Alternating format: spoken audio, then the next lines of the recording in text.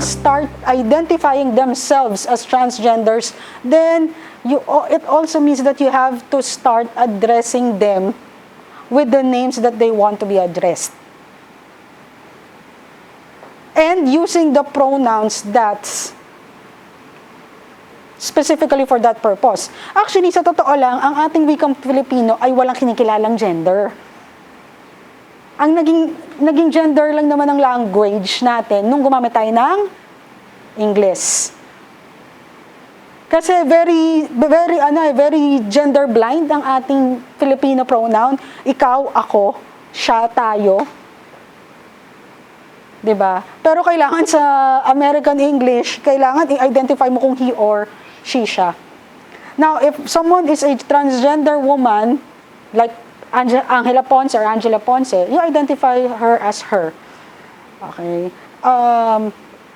Jake Cyrus should be called a him.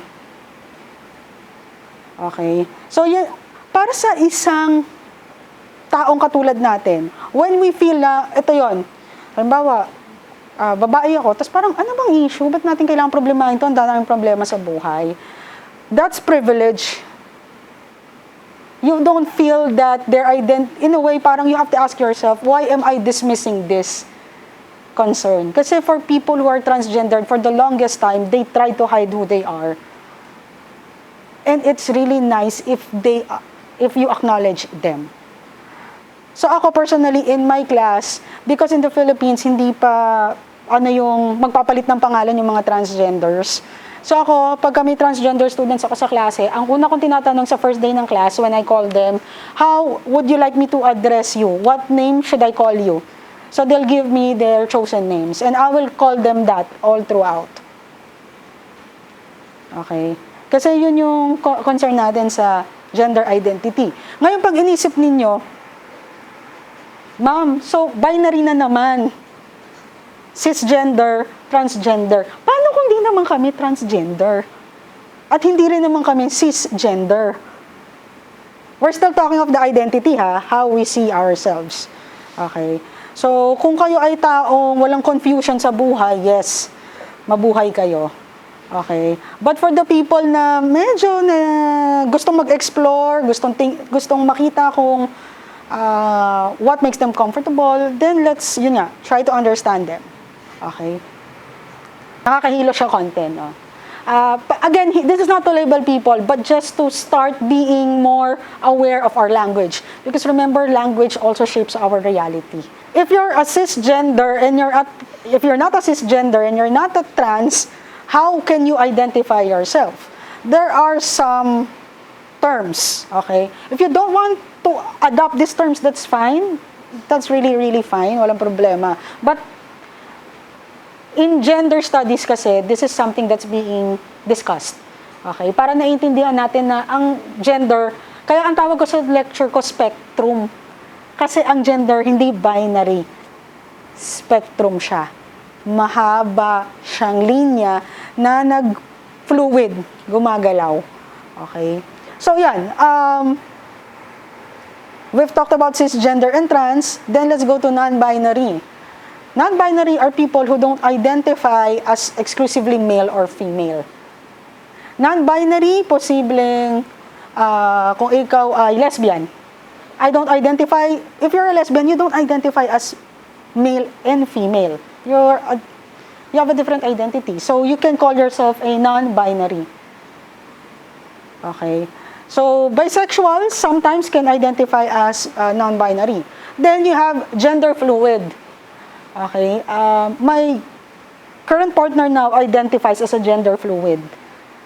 Ano yung gender fluid? Sila yung mga taong yung identity changes over time. The next one is gender expression. And I also sum it up with this. Sometimes you are what you wear, but sometimes you're not. Okay? Bakit ko siya sinasabi? People would think that lesbians has to dress like this to be a lesbian. And then, they are shocked when someone who's really like very girly, very feminine, Tapos you hit on her on a bar, tapos, tol, hindi tayo talo. Tapos maloloka yung lalaki kasi parang, lesbian ka, ang ganda mo ah. Ang sagot ko doon, bakit gwapo ka? I mean, doon ako naloloka eh. Yung ine-equate din natin yung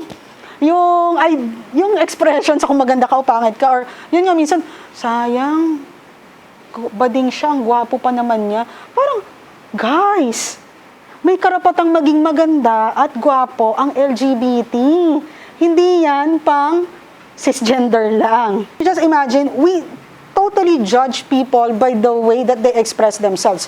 But expression sometimes does not have anything to do with your identity. So there are a number of gender expressions. We have the androgynous.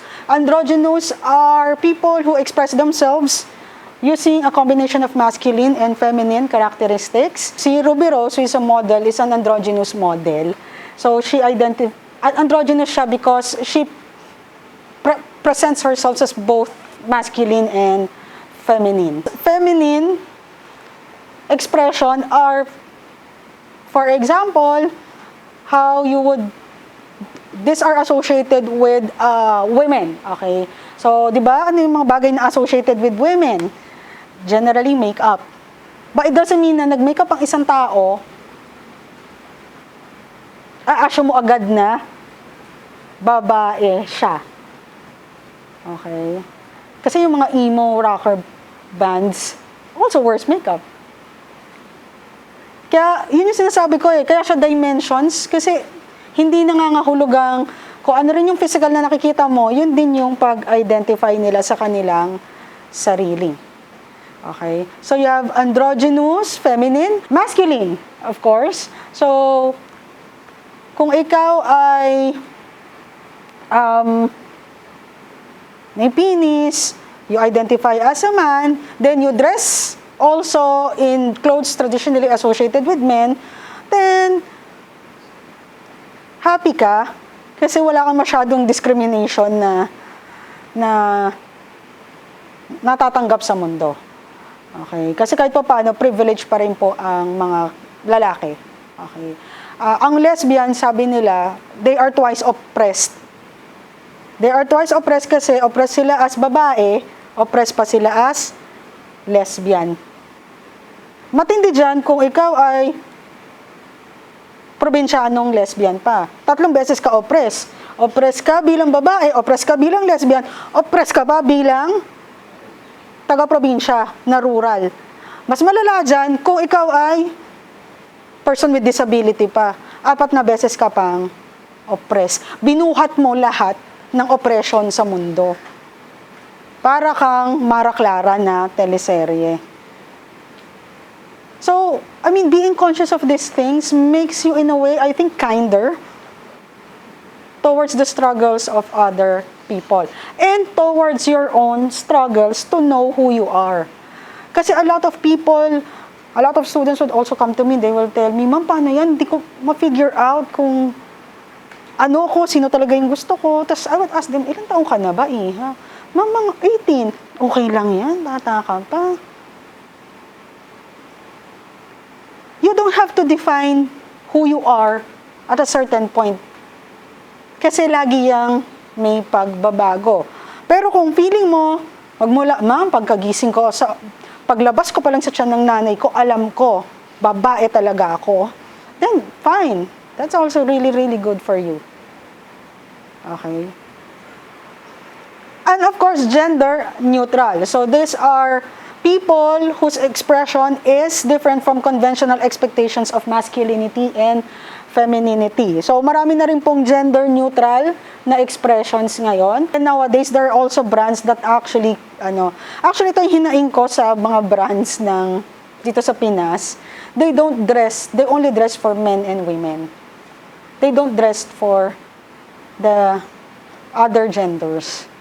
So, my choice is to wear really, really baggy dresses or things, or go to the women's and wear really tight clothes, or clothes with girly cuts. So, ang pangarap ko sa buhay, hindi lang kasi ako ang weird, hindi ako fashionista, pero gusto ko talagang magka-label for androgynous, gender-neutral people. Kasi nakakalungkot pag pumupunta ako sa mall. Saka sa sapatos, sobrang gendered ng sapatos. Hinain ko to kasi mahilig po ako sa sapatos. Okay? Sobrang gendered ng sapatos. Maraming gusto akong sapatos, pero lahat sila nasa lalaki. Tapos, pag pumunta ka sa lalaki, wala kang size. So, minsan gusto kong magwala, bakit kayo ganyan? Meron akong pera. Ba't wala kayong size? So, pero you can just imagine, di ba? Very limited yung... Sa atin kasi usong-uso pa talaga yung men, women, di ba? Hindi pa masyado yung mga brands na talagang bahala ka. Okay. Yan. So, again, expression is how you choose other people to see you. Okay. Oh, ito. Nakakatawa to. Siningit ko to dito kasi natawa ako sa infographic na to. Kasi yung expression, hindi lang din po siya sa damit. Minsan, dahil expression siya, katawan yung pinag-uusapan natin. No? So, ibig sabihin, kung ano yung katawan mo, binabase nila sa kung ano yung dapat mong ginagawa. Gender roles, expectations. Di ba nakakatawa? How to tell if a toy is for boys or girls? A guide. Do you operate the toy with your genitalia? Pag ang sagot mo yes, that may not be a toy for kids. But if you don't operate it with your genitalia, then obviously, gender does not and should not matter. Diba? So, yun yung isang nakita ko sa idea ng expression. Kasi we usually look at expression only as how the way that we choose to express ourselves. But also because expression talks about our body, diba? And expectations of society on how we use that body. Sometimes, we tend to gender everything from shoes to clothes, to toys, to colors. Yung kulay, wala siyang pakialam. Tapos, magugulat si Pink, ano ba, hindi lang ako pang babaeng kulay. Ba't ba pinipilit niyo akong babae lang akong kulay? Si Blue, sino nagsabing pang lalaki akong kulay? Apparently, dati, Blue is actually associated with women. Pink is for boys. Along the way, something changed. So, doon ninyo makikita, mamaya, major point ko, how we construct, how gender is actually just a social construct. Okay. Ay, ito yung gusto natin. Orientation or attraction. Nasaan ulit yung attraction kanina kay gender-bred person? Nasa puso. Okay. So, ito yung gusto natin. Okay. So, orientation sometimes also does not have anything to do at all with your expressions and with your identity. Sometimes nag-a-align yung apat. So, paano ko sinabi nag-a-align yung apat? You're born with a penis, you dress with clothes associated with masculine clothes, you identify as a man, nagkakagusto ka sa babae. Minsan, okay yon, align yung apat. Minsan, pwede rin naman, hindi lang siya pang cisgender, kasi pwedeng lesbian ka, okay, pwede kasi, rin siya, hindi siya mag-align in the sense na, you were born with a vagina, you identify as a, let's say, lesbian. You dress in a feminine way, then, your orientation or attraction may be for women. Or sometimes,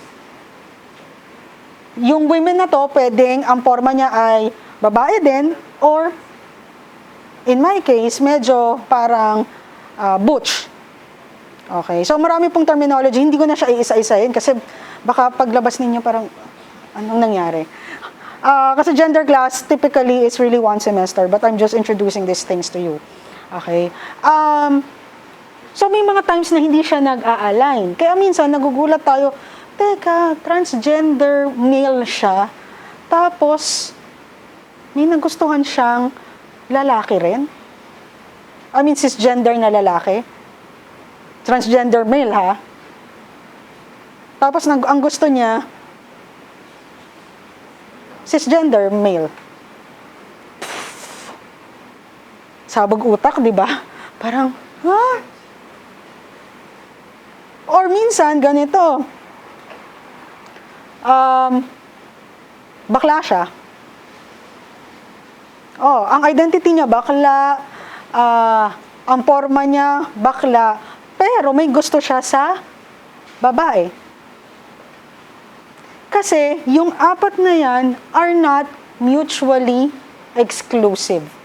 Ang ilan sa mga ito ay asexual, aromantic. Pag talagang yung crush mo, walang, ma'am, ano ba naman tong crush ko na to? Hindi talaga ako pinapansin. Tingin ko kahit maghubad ako sa harapan niya, hindi niya ako papansinin. Malamang asexual siya. Then you have demisexual. Demisexual people are attracted only to someone after they develop a strong bond.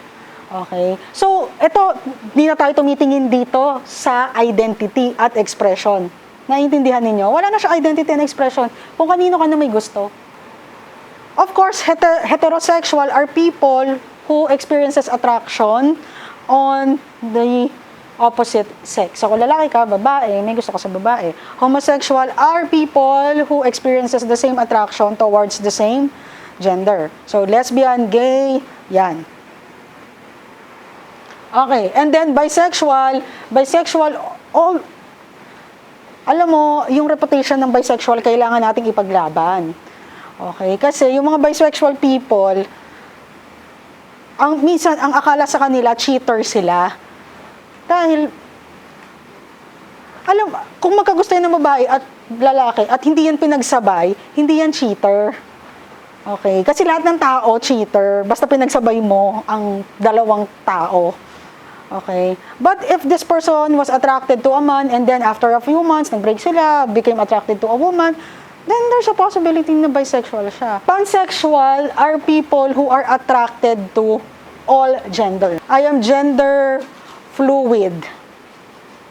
Pwede ako magkagusto sa lalaki, pwede ako magkagusto sa babae, pwede ako magkagusto sa lesbian, pwede ako magkagusto sa iba pang non-gender conforming people. Polysexual. Polysexual is basically multiple genders. Okay. Kung sumasakit yung ulo ninyo, huwag nyo nang problemahin. Kasi ang main point lang ng gusto kong sabihin sa inyo ay, when we talk about attraction or sexual orientation, okay, you do fall in love with the person. Not really with how they identify themselves in terms of their gender. I would close with this quote.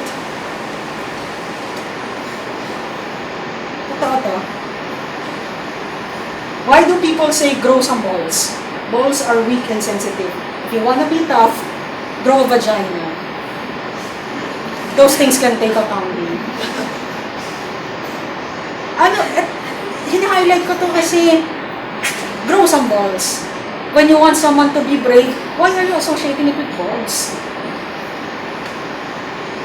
Pero joke lang, ito talaga yung person. Yung medyo nakakaano naman ako. This quote comes from Harvey Milk, who was elected on Castro, an LGBT place in California. Sabi niya, all young people, regardless of sexual orientation or identity, deserve a safe and supportive environment in which to achieve their full potential. So I am closing with that. I hope you learn things.